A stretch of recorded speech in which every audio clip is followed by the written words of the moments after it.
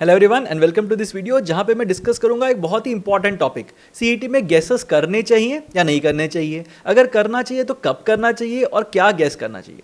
Stay till the end of this video because at the very end I am going to share my observations over the last 15 years कि CET में कौन से question types के लिए कैसे guesses कर सकते हैं। Now these are all probability related events, so ऐसा नहीं है कि यही करके आ जाओ, but it will give you a very good indication of what to do in case you are in some amount of trouble. So सबसे पहले start करते हैं should you guess or not. A lot of people have this misconception I would say that guesswork करने से accuracy नीचे गिर जाती है and accuracy नीचे गिरने से percentile भी नीचे गिर जाता है, but it is not a proven fact. CET के अंदर एक्यूरेसी का कोई वेट नहीं होता, it is only your marks that you are going to get that are going to be counted when it comes to calculating your percentile. तो तुम्हारे accuracy का तुम्हारे परसेंटाइल पे कोई लेना देना नहीं है। So to give you an example, if you have scored let's say 120 marks by getting all 120 attempts right और बाकी कुछ भी अटेम्प्ट नहीं किया है, and someone else is there जिसने 150 questions let's say attempt किए हुए हैं and that person has got 120 out of those 150 marks। अब नेगेटिव मार्किंग तो सीईटी में होती नहीं है, तो तुम दोनों को मिलेंगे 120 marks and because of which your percentile is going to be exactly the same. So accuracy का परसेंटाइल के ऊपर कोई इंपैक्ट नहीं होता। The only thing that will impact your percentile is your slot, the performance of people in your slot and a lot of different statistical things that are there, but everything is dependent on the score that you have got at your test. So it is completely highly recommended that you participate in guesswork and बिल्कुल उसको एक taboo जैसे मत देखना। The second thing is, अगर मैं कोई mock के अंदर लेट से गेस वर्क करूं तो क्या मुझे फॉल्स सेंस ऑफ कॉन्फिडेंस मिलेगा।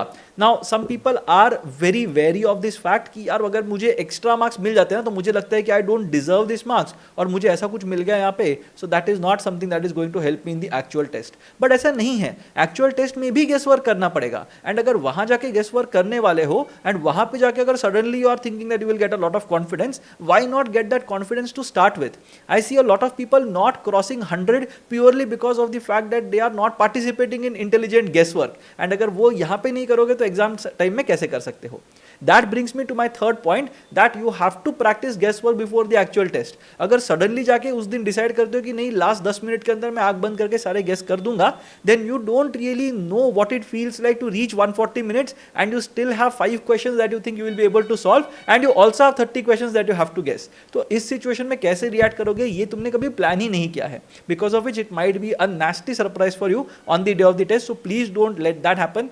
I have seen it in a lot of situations that people go in the actual test and वहां पे भी गेस नहीं करते because they don't have time left, because they don't know what it feels like guessing an answer. तो please ऐसे मत करना, practice it in your mocks, whatever mocks you are going to take over the next week, and make sure that you know what it feels like to guess an answer before the actual test. ठीक है, तो एक answer अगर मुझे देना है, I will tell you that you should always guess an answer to a question. बिल्कुल भी छोड़ के मत आना एक भी question. Make sure that you are guessing each and every question that you come across which you have not been able to attempt. ठीक है, तो अटेम्प्ट नहीं कर रहे हो तो गैस कर लेना, इजी पकड़ के ही चलना। अब कब गैस करना चाहिए that will look on the next part. अब क्या कब गेस करना चाहिए, a lot of people think अब जैसे ही मैंने क्वेश्चन पढ़ लिया let's say, do I guess an answer then and there और do I wait till the very end and then see क्या कर सकते हैं। अब दोनों के अपने मेरिट्स हैं, डीमेरिट्स हैं। I will take the first case now.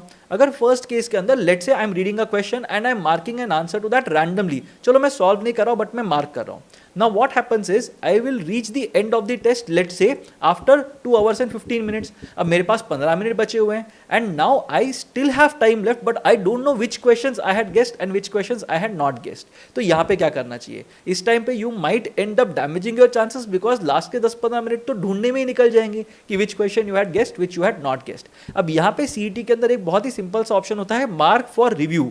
You can mark an option and mark that question for review so that you know that अच्छा ये मेरे पास 15-20 questions थे जो मैंने guess किए थे. Now that I have another 5-10 minutes left, let's see if I am able to solve the easier of these 10-15 questions or 20 questions, 30 questions that I had guessed. तो ये एक चीज समझ में आ जाएगी अगर mark for review करते हो तो. There are some people who just want to be in that flow and just want to get an idea that how many questions you have attempted correctly or confidently and उसके ऊपर फिर फिर तुम्हारा depend करेगा strategy last 15-20 minutes का. I am one of those people who likes to attempt everything that I have solved genuinely, and last में मुझे एक पिक्चर मिल जाता है दैट ओके चलो आई हैव गेस्ड 20, 25, 30 क्वेश्चंस, तो उसमें से मेरा एक्सपेक्टेशन इतना है, बाकी 170 क्वेश्चंस में से मेरा एक्सपेक्टेशन इतना है, and that way I am a much more confident individual coming out of the test centre. So if you are like me then you can keep all your guesses towards the end, and if you are someone who likes to get done with things as quickly as is possible and not keep a lot of things at the end, then maybe you can go for the first thing. अब यहाँ पे I have categorized people into two types. The first type is you don't have time at the end. एकदम dot 150 minutes पे 200 question पे पहुंचने का अगर plan बनाया हुआ है, then of course you don't really have any option to mark it randomly towards the end. You have to categorize your questions into three types. The first type is absolutely certain of not attempting. भाई बहुत ही difficult सा puzzle है, वो तो मैं definitely attempt नहीं करने वाला हूँ, भले ही मुझे 15 मिनट नहीं 20 मिनट दे दो, मैं फिर भी उसको अटेम्प्ट नहीं कर पाऊंगा. If I am in that kind of a situation, I will mark an option randomly for all the questions that are there and I will get out of it. The second thing is I am somewhat certain of not attempting. तो मुझे लग रहा है कि मेरे से attempt नहीं होगा, ये कुछ कोडिंग डिकोडिंग का एक सिंगल क्वेश्चन है, लेट्स से फॉर एग्जांपल, और उस टाइम पे मुझे लग रहा है ये 15-20 सेकंड में तो मेरे से क्रैक नहीं हुआ था. Then what will I do? I will just mark something and mark that question for review and I will come back to it at the end अगर मेरे पास टाइम बचता है तो. But these are generally going to be single questions that are there. The third category is I am missing out on some key part. यार ये question बहुत simple लग रहा है, टाइम स्पीड डिस्टेंस का बेसिक सा क्वेश्चन है, but मैंने कुछ तो यहाँ पे कैलकुलेशन मिस्टेक कर लिया है, I have to come back to it at the end. In that case you leave that question blank and ये होंगे तुम्हारे प्रायोरिटीज. तो लास्ट में मेरी प्रायोरिटी क्या होगी? जो क्वेश्चंस मैंने ब्लैंक छोड़े हैं those are going to be my priorities, followed by the ones that I have marked for review. And उसके बाद अगर मेरे पास फिर भी टाइम बचता है, जो नहीं बचेगा मोस्टली, इस टाइम पे I will go back and see those sets that I have marked randomly at the beginning. So this is for the first category of people who plan for only one round. The second category of people is you solve the test in rounds. अब rounds कैसे भी हो सकते हैं. I'm not saying that a round 1 has to be 1.5 hours and round 2 has to be 1 hour. ऐसा नहीं है. अगर तुम्हारा राउंड 1 जो है वो 2 hours 15 मिनट्स भी चले तो भी ठीक है, but 15 minutes that you are going to have at the end and that you are spreading across all the sections, उसको मैं बोलूंगा राउंड 2. अब यहाँ पे मैंने 3 कैटेगरीज में सेम क्वेश्चंस को डिवाइड किया हुआ है, या 3 चीजें मैं यहाँ पे बताने वाला हूँ. The first thing is you mark whatever you are definitely not confident of और you are definitely confident of not attempting at the end of your first round. तो फर्स्ट राउंड हो जाएगा, एक बार जल्दी से देख लेना कि क्या क्या क्वेश्चन है जो डेफिनेटली नहीं करने वाले हो and mark the answers to those questions. The second thing is mark the rest. एक और राउंड ऑफ मार्किंग भी करना पड़ेगा with 10 minutes left. अब 10 मिनट के अंदर क्या कर सकते हो? You will be able to attempt say 5 or 6 questions at the end last 10 minutes में. Considering that you have already solved all the easy questions, तो ये सारे moderate या difficult level के questions होने वाले हैं. तो 10 मिनट जब बचे होंगे ना, तो सारे के सारे except these 5 questions that you plan to attempt उनको मार्क कर देना, and last के 10 मिनट में those 5 questions you can genuinely sit and attempt and get all of them right as well. तो ये करना है when to guess इस कॉन्टेक्स्ट के अंदर. Now the third and the most important thing is what to guess. अब ये तो चलो पता कर लिया कि गेस करना है, बट क्या गेस करेंगे? So lot of people advocate a lot of things. अब कोई तुम्हें बोलेगा कि चलो ए बहुत ज़्यादा बार आया है, बी बहुत ज़्यादा बार आया है, सी बहुत ज़्यादा बार आया है, डी बहुत ज़्यादा बार आया है, तो ई मार्क करके आ जाओ. Now that is not something that you will be able to consciously manage during the test. ठीक है, if you have a good idea of what you have been marking, और अगर 160-170 questions के keys या answers याद रख सकते हो तो फिर बात अलग है, but I don't think physically it is possible for any of us to memorize what all options have we marked. ना ही उसका counter अगर लिख के बैठेंगे तो उससे भी कोई ज़्यादा फायदा होगा नहीं. Plus there is a good chance that the options are not evenly spaced. ऐसे हो सकता है कि एक टेस्ट के अंदर A 60 बार आ रहा है, B 30 बार आ रहा है, C 20 टाइम्स आ रहा है, D 40 टाइम्स आ रहा है, ऐसे भी हो सकता है, वी डोंट नो. सो यहाँ पे क्या गेस करना चाहिए, ये this part becomes very important. Now the first thing is you have to eliminate obvious answers. अब आगे जाके मैं बताऊंगा कि कौन कौन से टाइप्स के अंदर क्या क्या चीजें कर सकते हैं, छोटे छोटे हैक्स में बताऊंगा, but first thing is you eliminate obvious answers. अब कहीं पे अगर कुछ पूछा गया है that who is the tallest individual let's say, और बोला गया है P is shorter than Q. अब P अगर Q से ही शॉर्टर देन है तो फिर वो टॉलेस्ट इंडिविजुअल हो कैसे सकता है? तो P तो मेरा आंसर होगा ही नहीं. So that is basically how you eliminate the obvious answers. तो यहाँ पे if you are marking option A simply because you have been marking option A throughout and option A P है, you are definitely going to get it wrong. तो obvious answers को पहले eliminate करो जितना हो सकता है. अब ऑब्वियस आंसर्स के अंदर एक और चीज आएगा, don't go for extreme options. ये जनरली ट्रू होगा क्रिटिकल रीजनिंग क्वेश्चंस के अंदर, अजम्पशंस वाले क्वेश्चंस या कंक्लूजन्स वाले क्वेश्चंस होते हैं ना, वहां पे एक्सट्रीम ऑप्शंस के लिए बिल्कुल मत जाना। अगर सब जगह पे लिखा हुआ है that all children are naughty, ऐसा मैंने क्वेश्चन सॉल्व किया था, बट अगर ऐसा कुछ ऑप्शन आता है तो यार मैं तो नहीं बोल सकता ना, मैंने सारे चिल्ड्रन को जाके थोड़ी टेस्ट किया है कि वो नॉटी है कि नहीं है। So I don't know if all children are naughty और नॉट। तो ऑल जैसे आता है मैं नहीं करूंगा, इम्पॉसिबल आता है मैं नहीं करूंगा। तो ये सारे एक्सट्रीम ऑप्शंस जो है ना उनको बिल्कुल मार्क मत करना। सो that is basically one thing that you can do. अब यहाँ पे अगर मुझे कोई भी आइडिया नहीं है कि क्या करना चाहिए, अगर कुछ मेरे को समझ में नहीं आ रहा, everything else has failed, then what I will do is I will mark an option that I believe is the right option for each and every question that I am going to guess.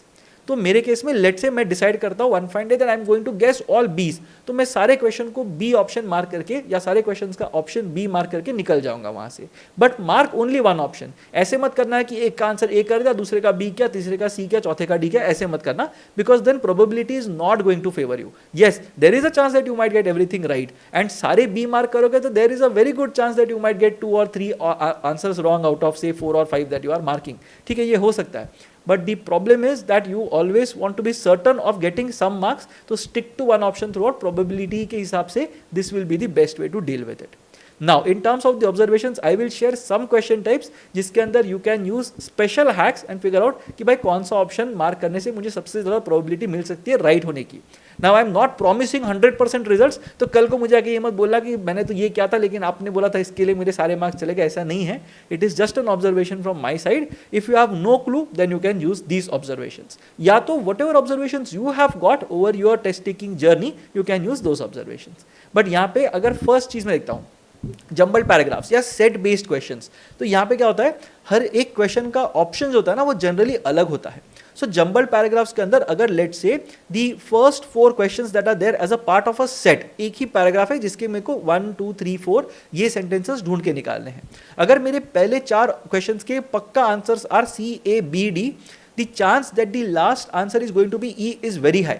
Similarly, in terms of data interpretation or logical reasoning, the chances that the options are going to be evenly spaced is very high. So, अगर पहले 4 questions के answers A, B, C और D मिले हुए हैं, it makes a lot of sense for you to mark option E as the answer towards the end, because वहाँ पे तुम्हारा hedge थोड़ा better हो सकता है। I'm just talking in terms of probability. You can mark all different options for questions that are present in the form of sets or in terms of jumbled paragraphs, let's say for example. The second thing is visual reasoning.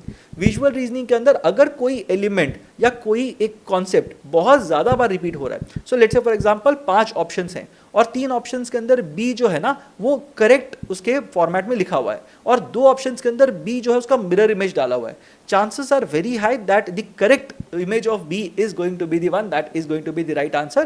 अगर 2-3 elements देख लोगे जो भी repetition ज़्यादा हो रहा है उसको अगर मार्क करोगे तुम्हारा प्रोबेबिलिटी थोड़ा बेटर हो जाता है when it comes to the options. So visual reasoning के अंदर see which elements are the most repeated in the options and that is basically going to help you mark the correct answer in some cases. I am saying इससे तुम्हारा probability better हो जाएगा।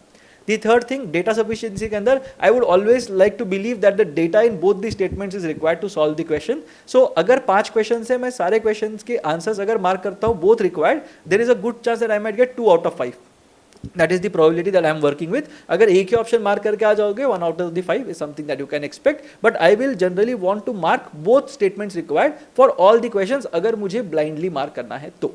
The next thing is quantitative comparison. अब इसके अंदर एक option होता है A greater than B, A less than B, A greater than और equal to B, A less than और equal to B and the last option is A equal to B और no relationship can be established.